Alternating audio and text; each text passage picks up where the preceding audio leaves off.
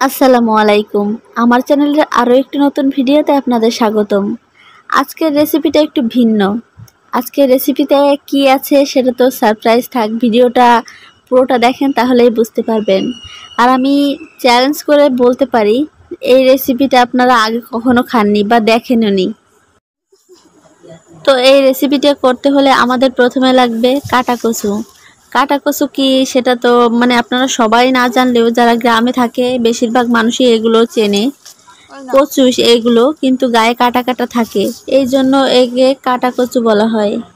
আজকের এই রেসিপিটা করার জন্য এই কাটা কচু কিন্তু অবশ্যই লাগবে। এইগুলো খাওয়ার বিশেষ উপকারিতাও আছে। শরীরের কোথাও ব্যথা হলে এগুলো ব্যথা কমাতে ওষুধের মতো সাহায্য করে।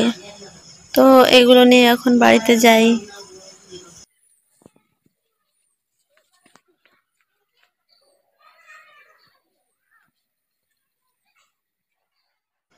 এখন এই কচুগুলোর উপরের খোসাগুলোকে বটির সাহায্যে ছাড়িয়ে নিচ্ছি এইভাবে।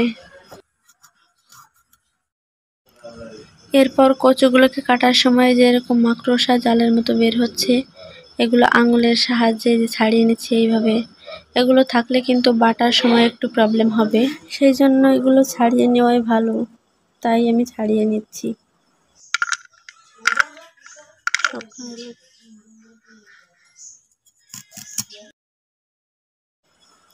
এবার এগুলোকে আমি পানি দিয়ে ধুয়ে নিচ্ছি।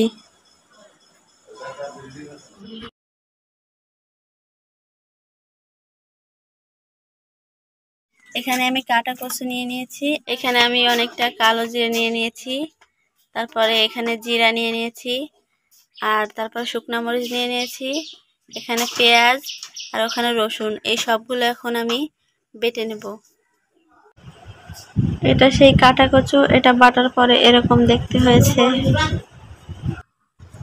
এখন আমি চুলায় জালটা ধরিয়ে নিচ্ছি।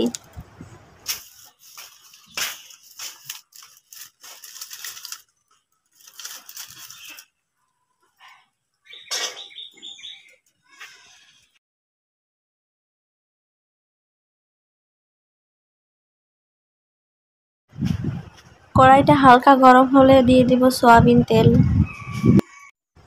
এবার একে একে সব মশলাগুলো দিয়ে দেব।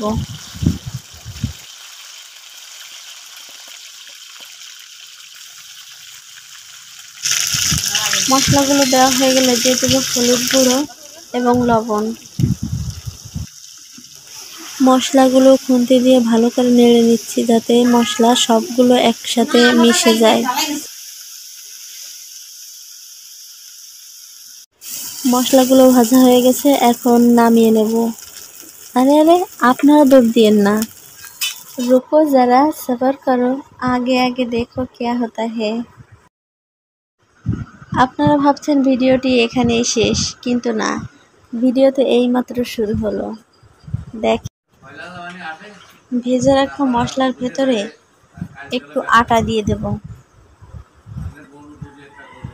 এখানে একটা জিনিস খেয়াল রাখবেন, আমি কিন্তু এখানে কোনো পানি ব্যবহার করছি না।